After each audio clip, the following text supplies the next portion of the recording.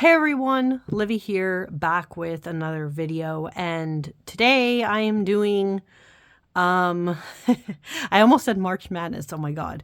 I am doing my March monthly musings. This is where I talk about everything life, books, and tarot or oracle related, right? What did I get up to in the month of March?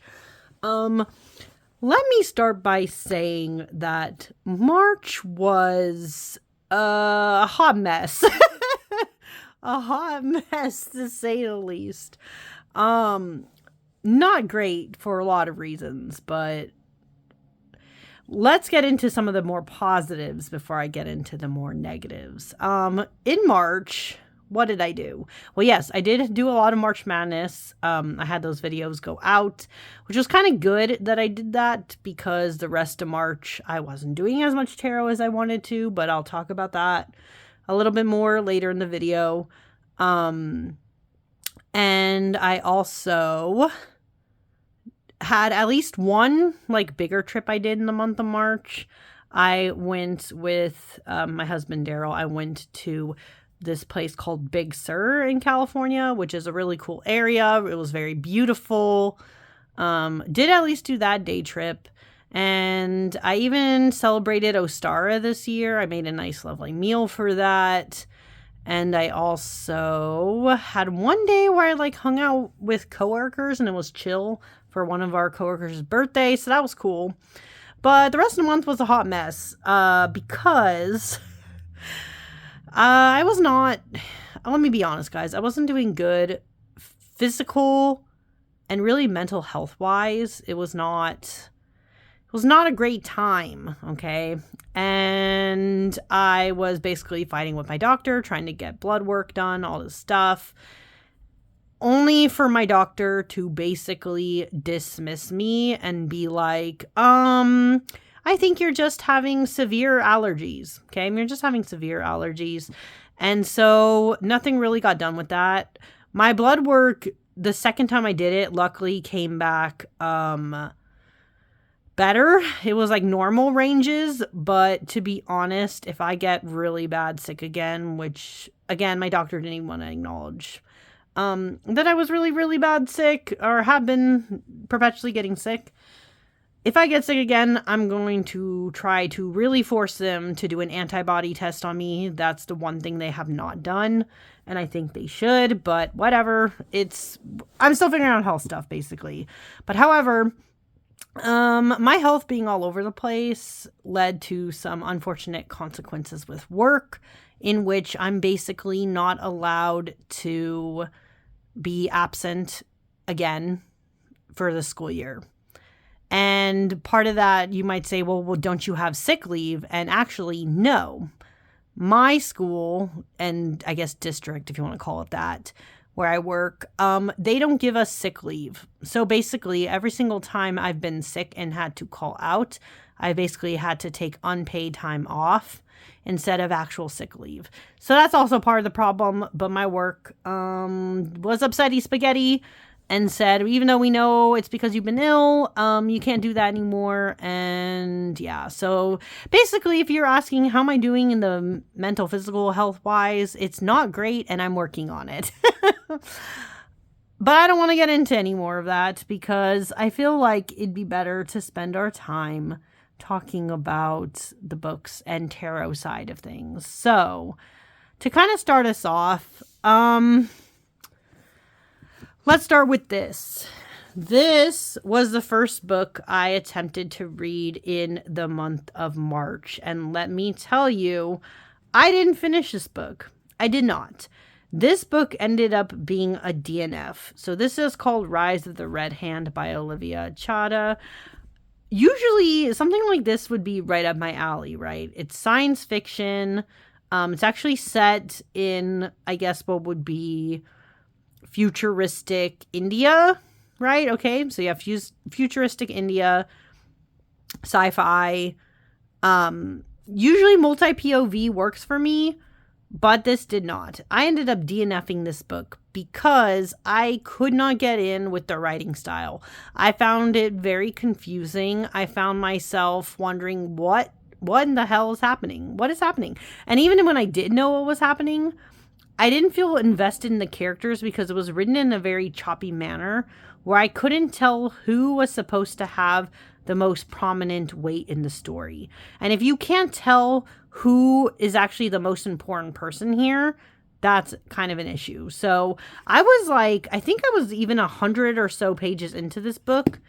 And I was just like, I can't do this anymore. I have to DNF this because I don't understand. So that's very disappointing because this is actually a book I've been wanting to read, but I just could not get into it. So I had to ditch it.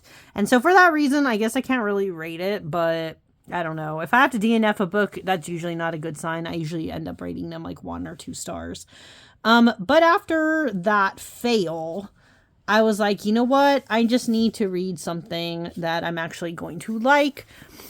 And so I read this. This is called A Pirate's Life for Tea. This is book 2, as it says up here, of the Tombs and Tea series by Rebecca Thorne. I liked this one. This is a continuation. You guys remember Can't Spell Treason Without Tea was like a 5-star for me. This book kind of went down a little bit because I didn't like it as much as the first book, but it's a fine continuation. I think this one would be closer to like maybe like 4 stars. And I think part of it is because there were two other characters who kind of took who also got like introduced in the story and were supposed to be like the secondary love relationship kind of, but they weren't exactly. They were, but they weren't. I don't know how to explain it. It just didn't feel as successful, but I feel like the story was really trying to prop these new characters up.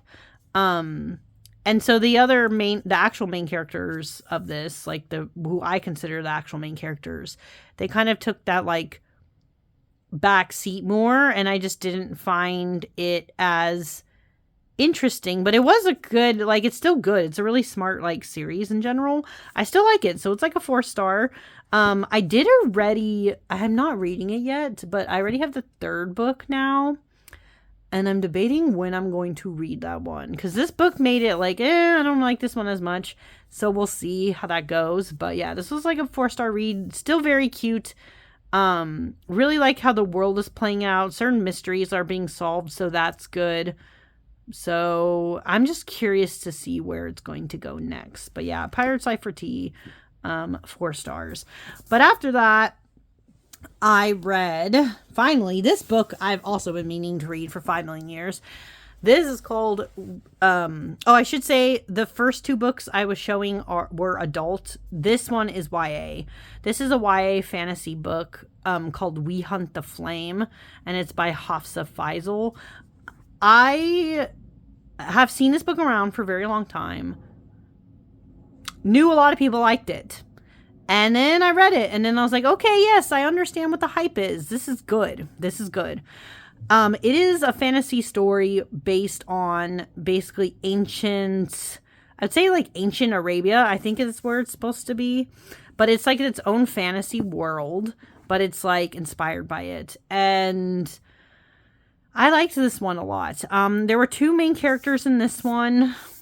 One of them was Safira, and the other one is Nasir, I believe is how you pronounce his name. She's like this hunter who was disguised as a boy or like a man because like it was illegal for girls to be hunting in this one magical forest situation.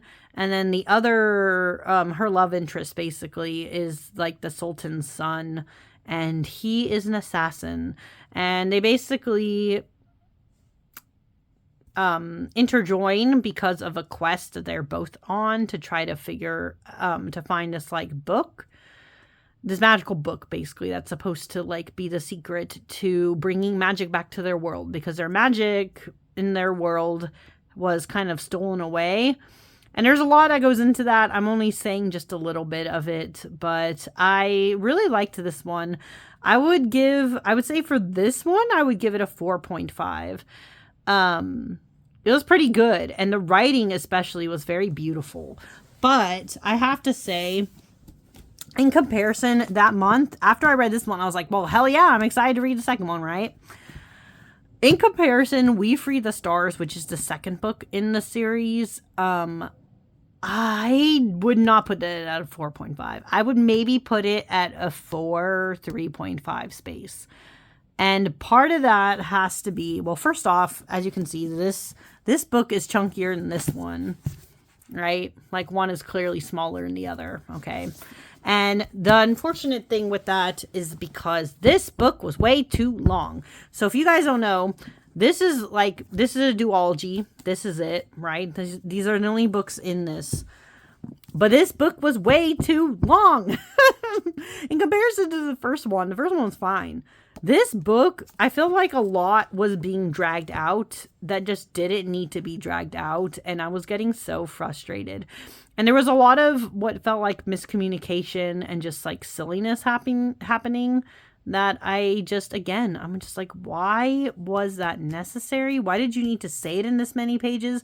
Why didn't you take a lot of stuff out? You know, it wasn't bad. Like, it ends fine. I actually like, you know, it ends where they're basically together and it's fine and it's beautiful and all that jazz. But I just don't know what was going on with, like, why it had to be that long. I don't know. So yeah, this one sits more in like a 3.5, 4-ish space for me, just because I just wanted it to be tighter, I guess, is what my issue with this one was. But overall, not a bad duology, fun to read. I liked the world building involved.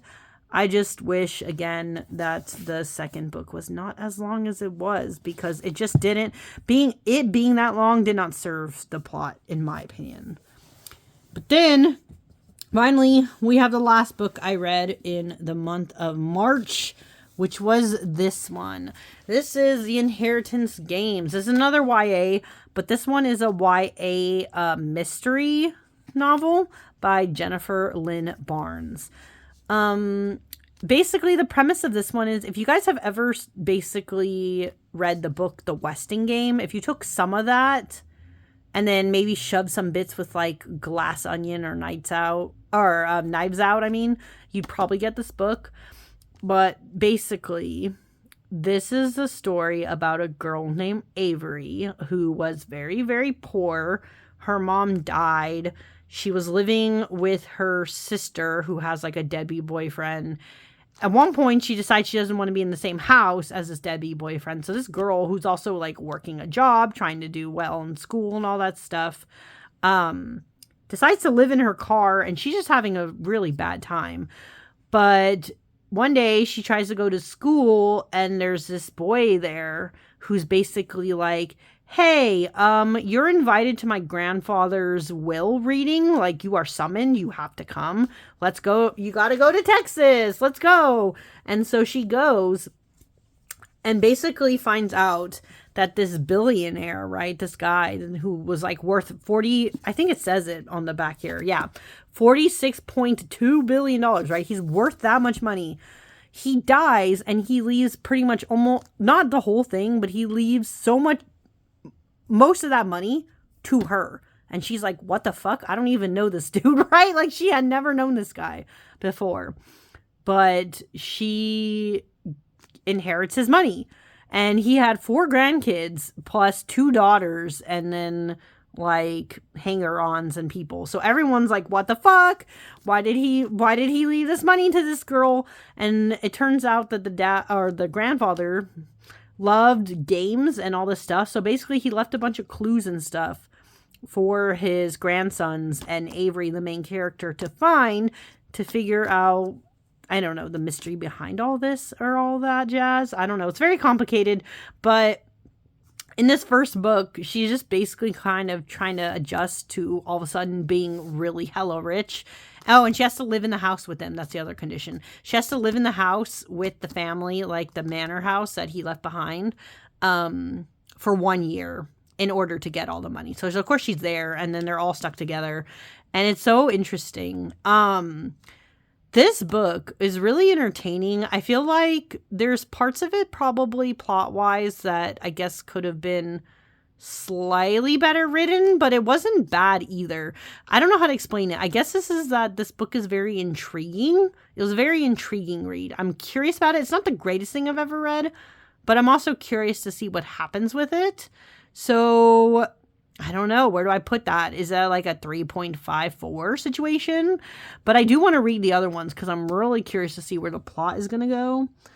But there's also like love triangle stuff, and they're definitely all teenagers, so they give off that vibe. So if you don't like YA books that give off those vibes, this probably won't be for you.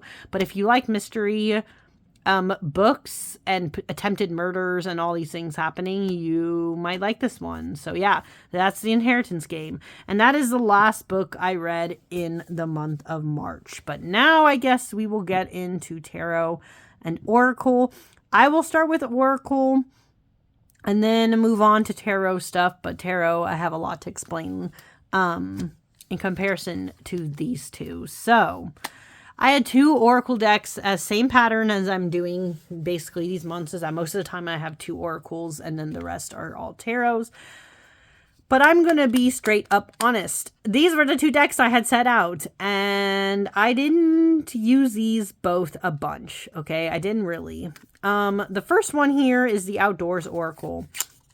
And I really only use this deck maybe once or twice.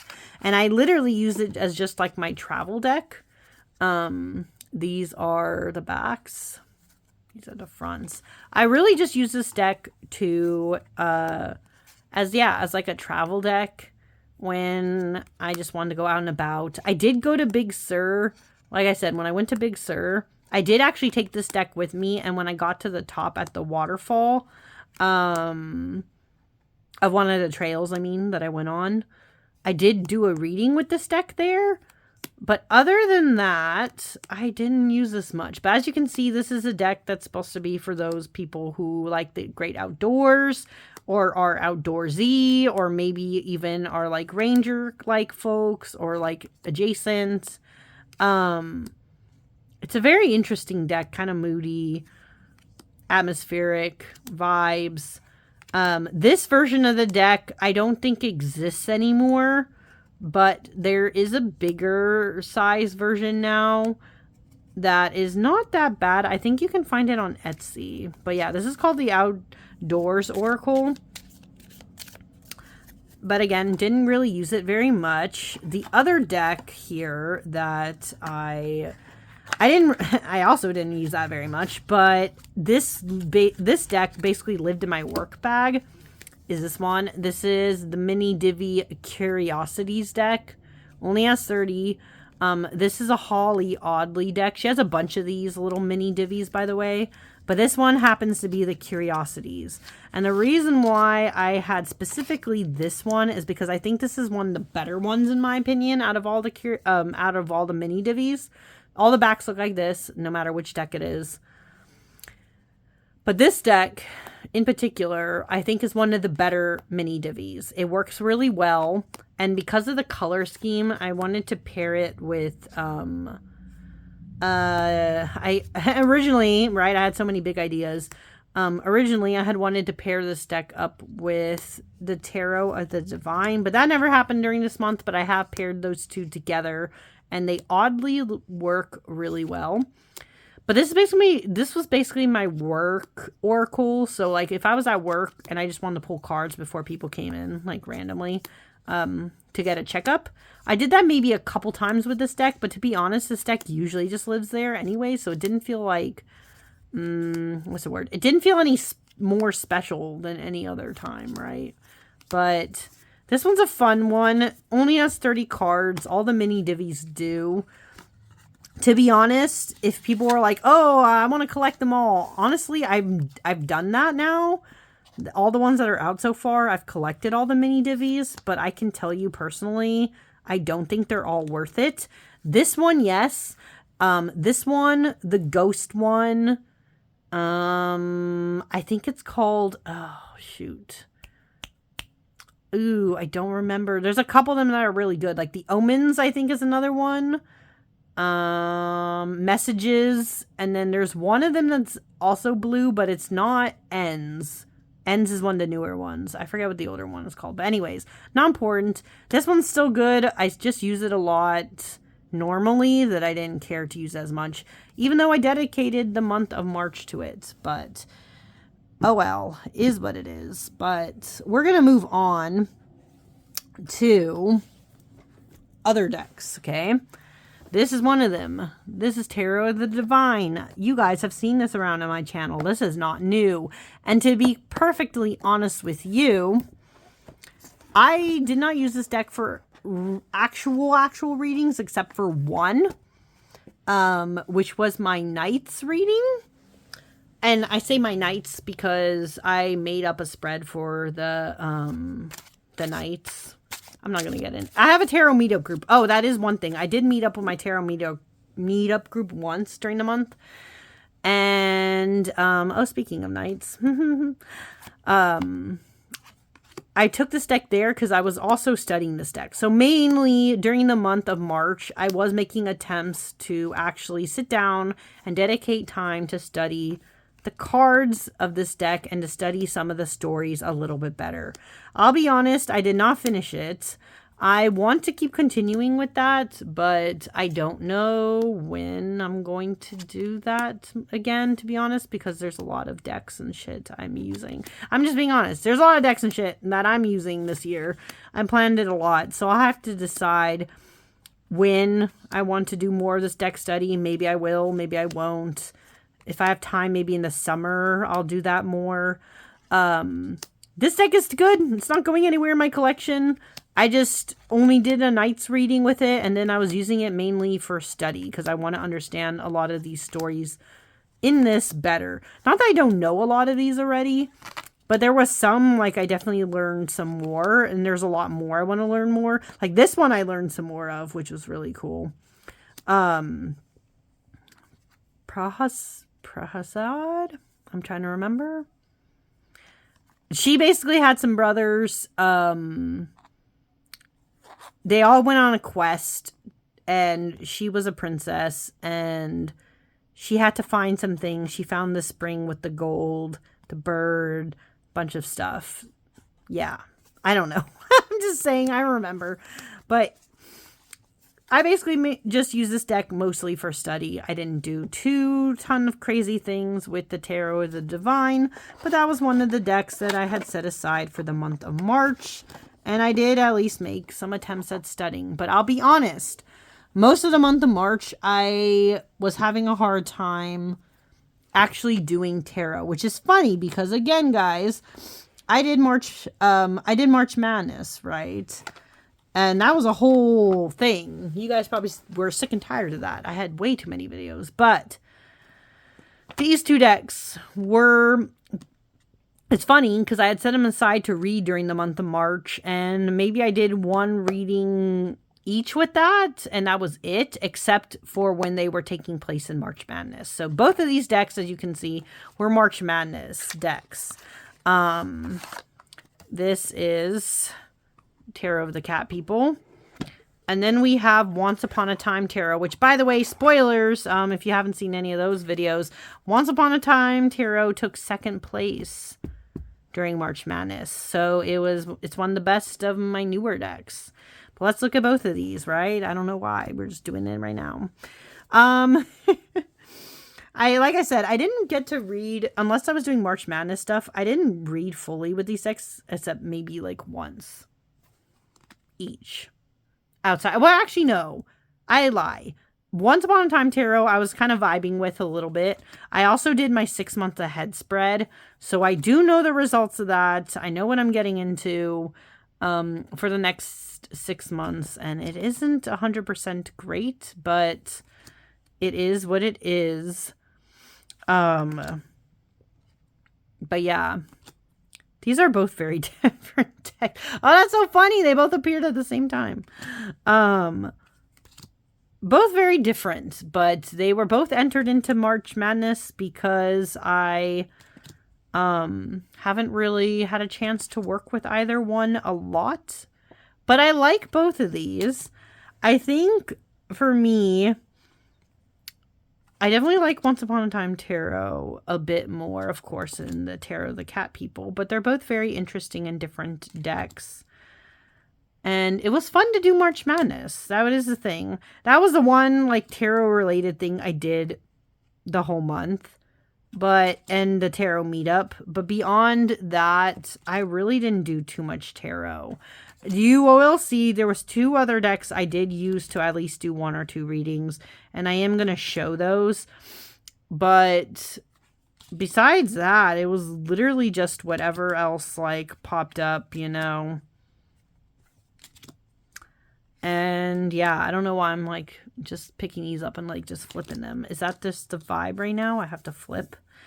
I was trying to see if I could find...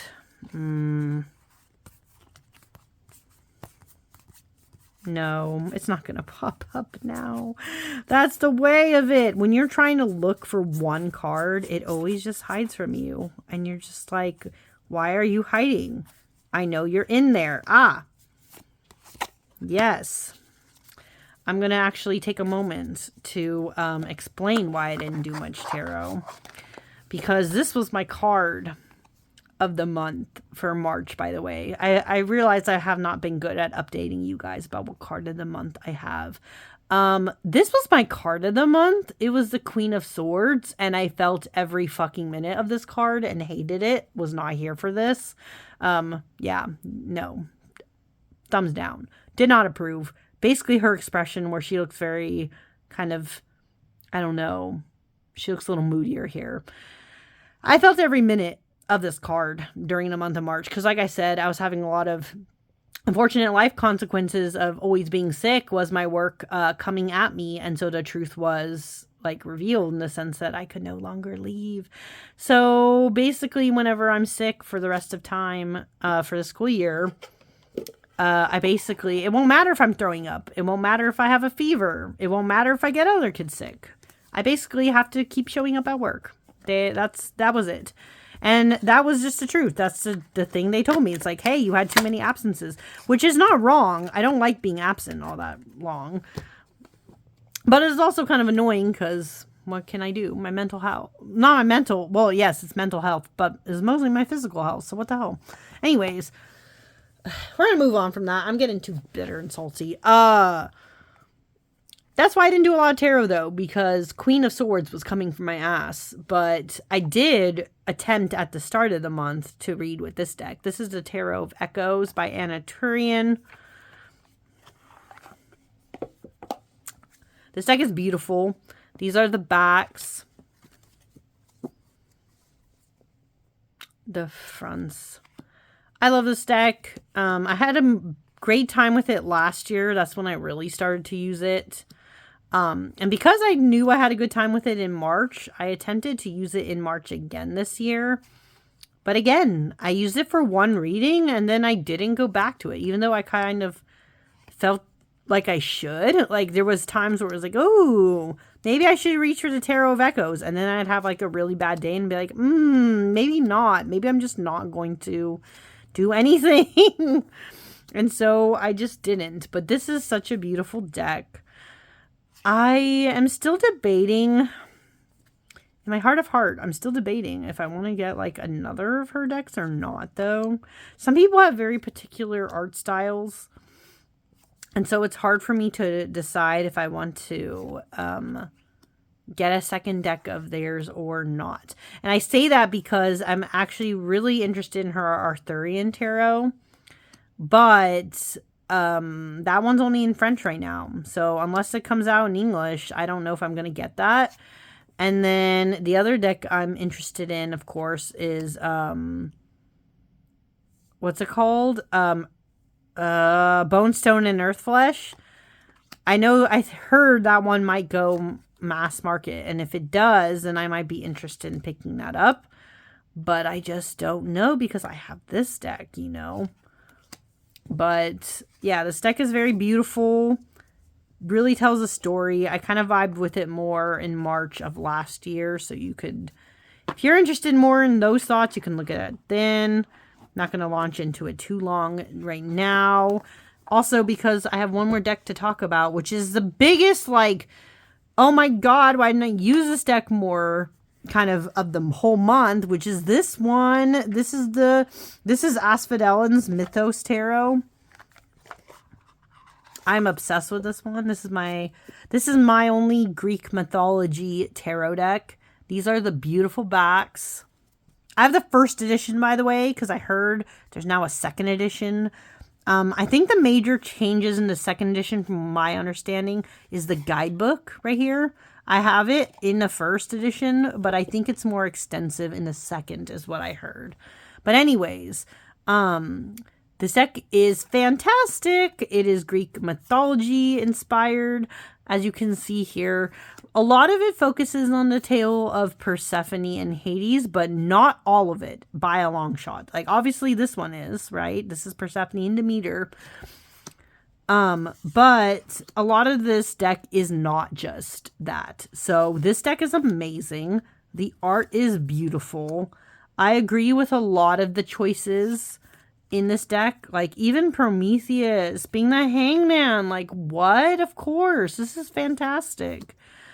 Jason and the Argonauts. Like, yes. Midas being the Four of Coins makes 100% sense. You know what I mean? It's just really, really well done of a deck. And I will always sing its praises. But for some fucking reason, I was just, again, because March was coming for me, I just didn't reach for this deck as much as I should have, could have, would have. You know what I mean? And that's unfortunate, right? But this is still a good one. I still did one reading with this deck, but didn't do more than that. But if you are looking for a Greek mythology deck, to be honest, of the ones I've seen, this one is my favorite by far, and that's why I own it, right?